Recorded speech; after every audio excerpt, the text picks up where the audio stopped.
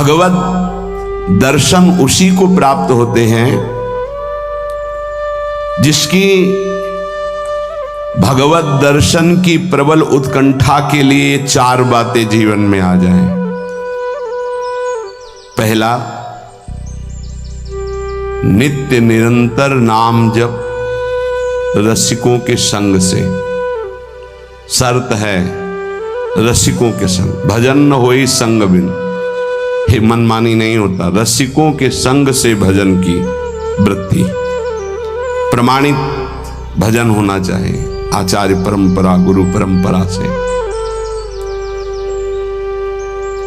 दूसरा, भगवद विग्रह को साक्षात भगवान का स्वरूप मानना। जैसे कुछ ऐसे भाव वाले लोग हैं कि अरे पत्थर पूजने से, धातु पूजने से क्या प्राप्त, क्या वहां भगवान है? कौन सा तुम्हें ज्ञान है भाई? कौन सा ज्ञान है? जब सर्वम खलमिदम ब्रह्म, तो ये तो अवतार है भगवान का, अर्चा अवतार। भगवान अवतरित होते हैं। जैसे हम छवि विराजमान किए, जब हम भाव सेवा करते तो भगवान छवि में आके विराजमान होते हैं, भगवान विग्रह में विराजमान होते हैं। ये श्रद्धा और विश्वास का विषय है, ये नास्तिक लोगों को समझ में नहीं आएगा। जिस मूर्ति को आप, जहां मूर्तिकार निर्माण कर रहा हो वहां देखो, उसी मूर्ति को पूज करके ब्रह्म प्राप्त, भगवत प्राप्त महापुरुष हो गए। प्रेमाश्रुओं से अभिषिक्त किया है। ये बाहर वालों की ऐसों की बातें न सुने, नहीं तो जो छोटी श्रद्धा वाले लोग होते हैं उनकी श्रद्धा नष्ट हो जाती है। अरे क्या है, ऐसे से ऐसा न वो बोलते हैं, न वो खाते हैं, न देखते हैं, और ऐसे विराजमान। आपको क्या पता है? आपका भाव है क्या? आप जानते नहीं हो। भाव आ जाएगा तो साथ चलते हैं, बोलते हैं, खाते हैं, देखते हैं, भाव का खेल। एक प्रसंग में एक ब्राह्मण बूढ़े के साथ एक जवान तीर्थ यात्रा में गया था। सारांश में बता रहे, ब्राह्मण तीर्थ यात्रा का इच्छुक हुआ, पर उसको लगा कि मेरे बेटे तो हैं, पर धनी होने के कारण वो विलासिता में युक्त हैं, मेरे साथ तो चलेंगे नहीं। अगर कोई जवान आदमी मिल जाए, मुझे तीर्थ यात्रा करवाए, उसे कुछ भेंट पूजा दे देंगे। तो एक गरीब ब्राह्मण का जवान लड़का था, बात की तो उसने कहा हमारा भी सौभाग्य होगा कि तीर्थ यात्रा होगी और आप हमारे पिता तुल्य, आपकी सेवा होगी। समस्त तीर्थों में भ्रमण कराया। जब वृंदावन आए तो बहुत सेवा उसने की, उसका मन बहुत प्रसन्न हो गया। धनी का वृद्ध था तो गोपाल जी के दर्शन कर रहा था। उसने कहा वृंदावन को साक्षी करके, गोपाल जी महाराज सामने हैं, मैं बहुत प्रसन्न हुआ तुम्हारे ऊपर, तुमने इतनी सेवा की।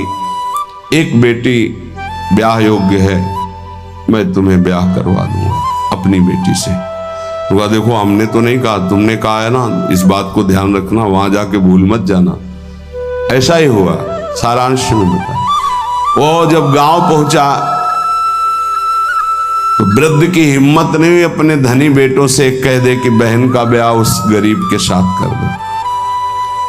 काफी दिन हो गए, कोई चर्चा नहीं, तो ब्याह की बात थी। उस गरीब ब्राह्मण ने जाके कहा बूढ़े ब्राह्मण से कि आपने कहा था भगवान के सामने कि अपनी बेटी का ब्याह तुम्हारे साथ कर देंगे। जवान बेटों के भय से उसने कहा मुझे याद नहीं ऐसा कुछ। भाई याद नहीं? तुमने भगवान के सामने कहा था। और कह रहे हो याद नहीं? तो बेटों ने कहा कि चलो भागो यहां से। भगवान के सामने कहा बुलाओ भगवान को, अगर साक्षी दे देंगे तो हम बहन का ब्याह कर देंगे। बोले पक्का? तो उनको पता था कि मूर्ति कोई बोलती थोड़ी, चलती थोड़ी। तो उनका हाँ पक्का। बोले पंचों के बीच में बोल दो। पहले गांव में पंचायत होती थी पिंड छुटाने के लिए कि अतरे दिन ये परेशान करेगा, तो उन्होंने कहा पंचों के सामने यदि ठाकुर जी आके गवाही दे दे तो ब्याह करवा देंगे। ओ गरीब आदमी जो कुछ था बेचा, फिर वृंदावन आया, ठाकुर जी गोपाल जी से कहा कि महाराज आपके सामने हमारे ब्याह की बात कही थी इस वृद्ध ब्राह्मण ने, आपको गवाही देना पड़ेगा तब हमारा ब्याह होगा। हाँ, कौन सुने। समय हुआ, ठाकुर जी का शयन भोग लगा, पट बंद हो गए, वो बैठे ही रहे बाहर।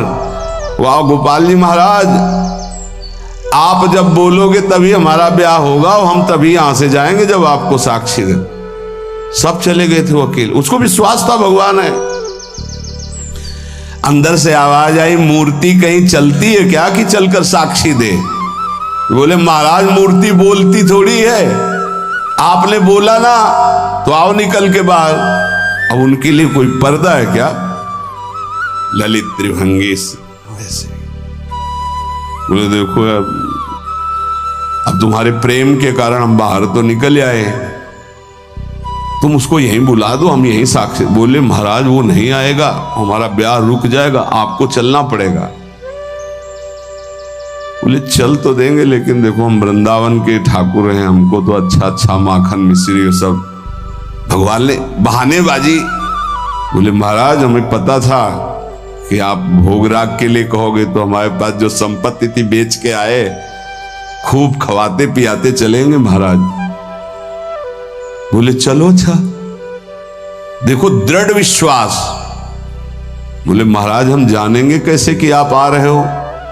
बोले मेरे नूपुरों की ध्वनि सुनाई देगी, और देखो लौट कर जहां देख लोगे उससे आगे फिर हम नहीं जाएंगे। ठीक है महाराज, जब भोग लगाने का समय आएगा तो हम बोल देंगे, तब तुम हमारा भोग लगाना, और जब हम चलेंगे तो लौट कर पीछे नहीं देखोगे। ठीक है महाराज। अपने प्रांत पहुंचे, उड़ीसा प्रांत। गांव जब नजदीक रह गया तो सोचा मुड़ के तो देखे, केवल पायले धुनी है, ठाकुर जी भी है। मुड़ के देखा तो श्याम घन साक्षात प्रभु। प्रभु ने कहा देखो तुमने वादा तोड़ दिया, अब हम यहां से नहीं जाएंगे। बोले महाराज अब तो कोई बात नहीं। गांव में दौड़ के गया, गोपाल जी आए, प्रभु आए साक्षी देने के लिए मेरे ब्याह के लिए। पूरा नगर दौड़ पड़ा, पंचायत के सब ने देखा प्रभु विराजमान। अब किसी की हिम्मत थोड़ी थी कि पूछ ले, जबरदस्ती उस बुड्ढे से कहा ब्याह करो भगवान वृंदावन से साक्षी। आज भी साक्षी गोपाल के रूप में भगवान विराजमान। क्या हुआ? जिसे तुम मूर्ति समझते वो चल के उड़ीसा तक गए और गवाही दी। विट्ठल भगवान बातचीत करते थे तुकाराम जी से, नामदेव जी से, इन बड़े बड़े संतों से। हरिवंश महाप्रभु, सेवक जी महाराज, बंचंद महाप्रभु तक बातचीत करते थे राधा वल्लभ लाल जी। प्रगट में एक बार मोहन चंद जी महाराज महाप्रभु के सबसे छोटे लाडले पुत्र थे। महाप्रभु राधा वल्लभ जी की सेवा परिचर्या में थे तो एक पात्र कटोरा था राधा वल्लभ जी की सेवा का, उसमें चरण छू गया श्री मोहन चंद जी का। महाप्रभु ने एक शपथ मारी, प्रभु के पात्रों को ऐसे।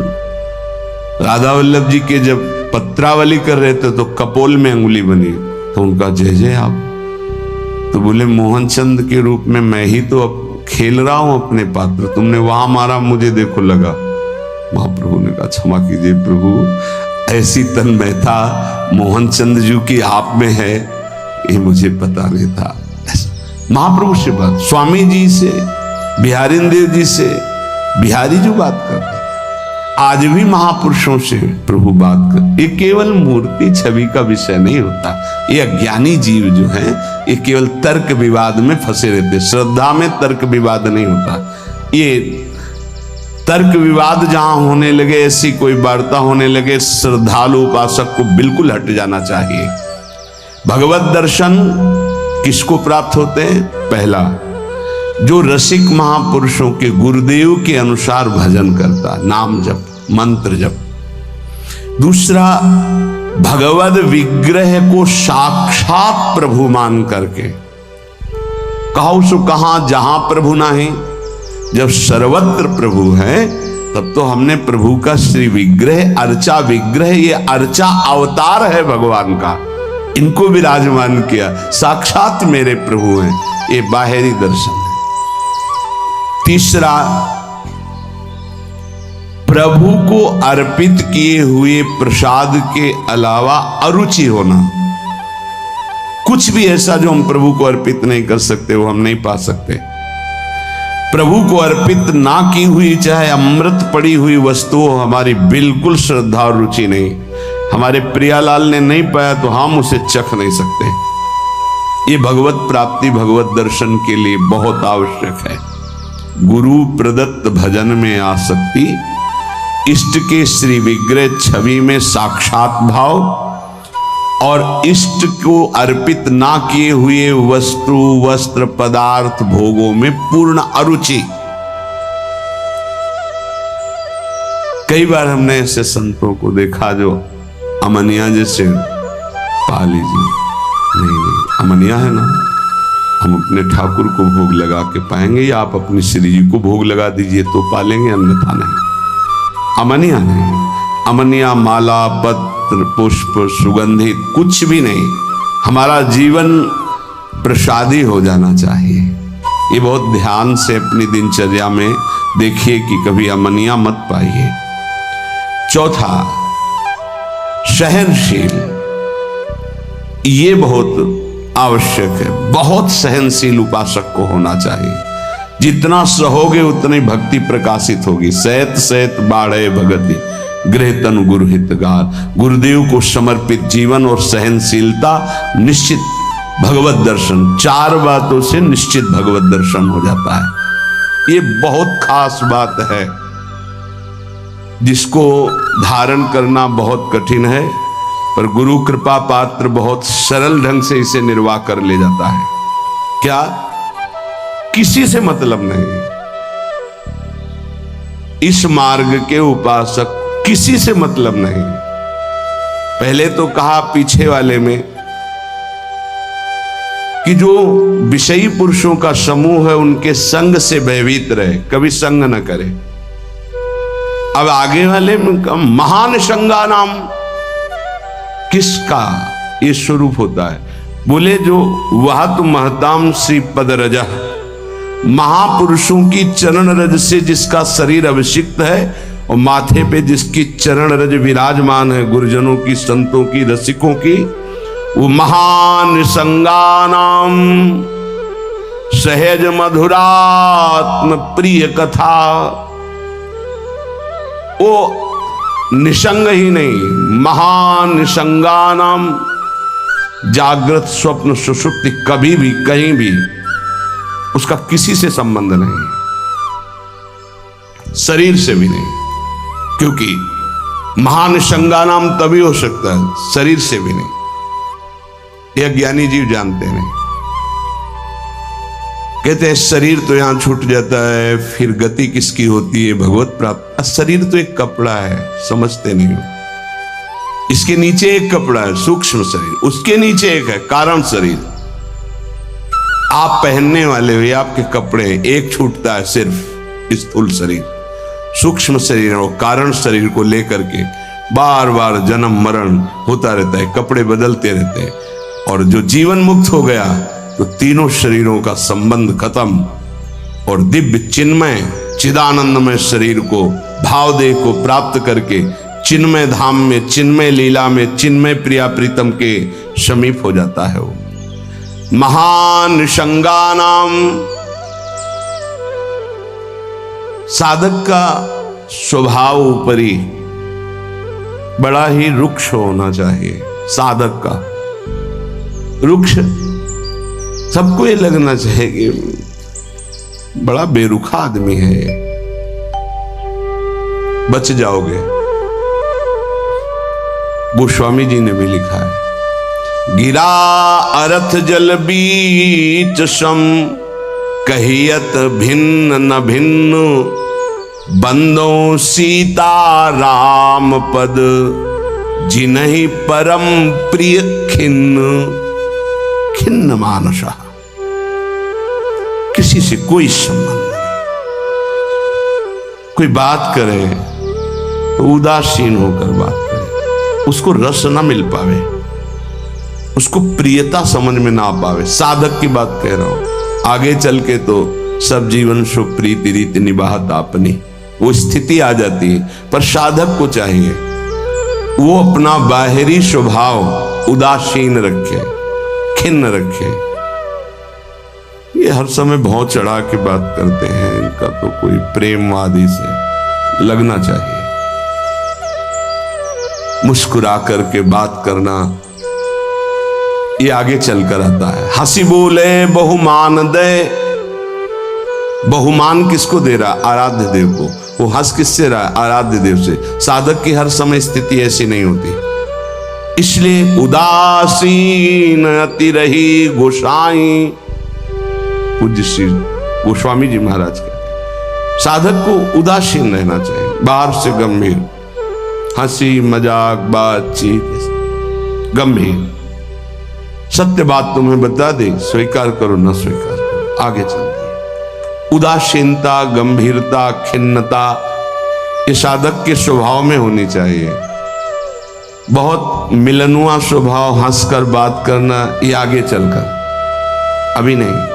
उसको दबाओ उस वृत्ति को। बगल से कोई निकल गया, आपको राधे श्याम कहने की स्मृति उससे नहीं आनी चाहिए। कौन निकला आपको पता नहीं। दर्शन कर रहे हैं, कभी कभी ये भी पता नहीं चलता कि प्रभु पोशाक कौन धारण किए। अगर नेत्र में नेत्र मिले तो 1 घंटा दर्शन हुआ तो केवल नेत्रों का ही दर्शन हुआ। पत्रावली कपोल में कैसी बनी ये भी याद नहीं रहा। ऐसी होती एकाग्रता। सत्संग सुनने गए तो सिर्फ वक्ता की मुखाकृति और वचन, आप बैठे आसपास, आपके कौन बैठा आपको कोई परिचय नहीं। ऐसी महानिसंगता उपासक को चाहिए। ये कब आती है? जैसे जड़ भरत जी रघुगण को कहा कि महापुरुषों की चरण रज से अभिषिक्त होने पर ही ये ब्रह्मबोध होता है। प्रहलाद जी ने कहा निष्किंचना नाम न वृणीत यावत, जब तक निष्किंचन महापुरुषों की चरण रज नहीं लगेगी तब तक ऐसी निष्ठा नहीं होती जैसी मेरी है। शिरो में शोल्लासम महत महताम सी पद रजा, ये महत पद रज कहां मिलेगी? हर कण वृंदावन का ये महापुरुषों की चरण रज, प्रियाजू की चरण रज महापुरुषों के आंसुओं से भींगा हुआ है। जहां की भी रज मिले उसे अपने धरोहर के रूप में, संपत्ति के रूप में, जैसे बहुत बड़ी क्या धरोहर, ये प्रिया प्रीतम की संपत्ति, प्रेम संपत्ति प्रदान करने वाली, इसे आप लगाओगे तो आप सुरक्षित हो जाओगे। ये कवच है। कई बार शास्त्रों बारे चर्चा हुई है, पर बड़े भाग्यशाली साधक उपासक उपासिका होंगी जो इस बात को स्वीकार किए हैं कि रोज स्नान के बाद शरीर में रज लगाते हैं। ना करते हो तो फिर सुन लो, तुम्हारे हृदय को ये विकार तब तक जलाएंगे जब तक प्रेम रस के योग्य नहीं हो जाएगा। उस जलन को सहने के लिए ये सद्यो वशीकरण चूर्ण मनंत शक्तिम तम राधिका चरण रेणु मनुष्य मरामी, ये श्री जी की चरण रज है जो आपको संभालेगी, कवच का काम करेगी। आपके शरीर में चरण रज लगी रहनी चाहिए। बिल्कुल मान लीजिए, अगर ये मान लोगे तो बहुत बड़ी वस्तु आपको प्राप्त होगी। शरीर में वृंदावन की रज लगी है, शरीर छूट जाए तो भगवत प्राप्ति हो जाएगी। मान लीजिए, बहुत बड़ी बात है। धन्य है वो उपासक जो रजोपसेवी है, रज लगाते हैं। एक ब्रजवासी आए, उन्होंने प्रश्न किया कि आपके जुगल उपासना में तो काली बिंदी लगती है, आप क्यों नहीं लगाते हैं? श्री कहते हैं उसे, काली बिंदी और सिंदूर की बिंदी। पूज्य श्री सद्गुरुदेव भगवान ने आदेश किया, त्रिपुंड लगाते थे जब शरणागति का, कि हम आचार्य आज्ञा से चलते हैं। आचार्य ने पत्र में लिखा था, वृंदावन रजोपसेवी जोरी सुमिरन बाचनो, वृंदावन नित्य विहार चंदन लेनो। तो रजोपसेवी जोरी है तो रज का तिलक है, और बिहार चंदन जो प्रसादी है वो ये लगा है। बस वो कोई वृंदावन की वस्तु नहीं है जो काली टिक्की है। ये वृंदावन की रस और वृंदावनेश्वरी का प्रसादी चंदन, इसके सिवा तो ब्रह्मा जी भी आकर कहें तो हमारी समझ में नहीं आएगा, क्योंकि गुरु के वाक्य के आगे किसी का नहीं। वृंदावन रजरानी, वृंदावन वृंदावनेश्वरी, इनमें हमारी अनन्य आसक्ति हो जाए। जो लगाते हैं उनको प्रणाम है, पर हमारी गुरु आज्ञा है। आचार्य श्री हितजू महाराज, वृंदावन रजोप सेवी हरिवंश जोरी सुमिरन बाचनो, वृंदावन नित्य विहार चंदन लेनो, आज्ञा है, उसी का पालन। अगर महापुरुषों की चरण रज लग रही है तो महान संगा नाम मान लीजिए। बार बार इसलिए कह रहे, मान लीजिए। आप में सामर्थ्य नहीं कि आप असंग हो सके। महान संगा नाम तो बहुत बड़ी बात है, वो कहीं आ सकता नहीं, स्वभाव में, ना सूक्ष्म शरीर में, ना स्थूल शरीर में, और ना बाहरी व्यवहार में। वो अपने स्वरूप में स्थित महापुरुष है, वही महान संगा नाम होता है। फिर क्या बोले? सहज मधुरात्म प्रिय कथा, अपनी प्यारी जी और प्यारे जी की कथा सुनते ही उसकी दशा बदल जाती है। प्रसंगानाम प्रेमोत्पुलक गलदस्रा कुलगिराम, अश्रु प्रवाह हो रहा है, पुलकित तन हो रहा है, गदगद कंठ हो रहा है। ये सहज मधुरात्म, सहज मधुर रस प्रदान करने वाली प्रीतम की चर्चा सुनते ही, पद गाते ही दशा बदल गई।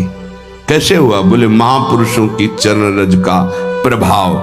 अपारे श्री वृंदावन रस महाब्धो विहरताम, इस महाप्रेम रस के अपार समुद्र में विहरण करने वाली, जो जुगल जोरी विहार करने वाली श्री श्यामा श्याम है, इनके प्रेम में जो उल्लसित है, उनकी चरण रज सदैव मेरे माथे पे लगी रहे।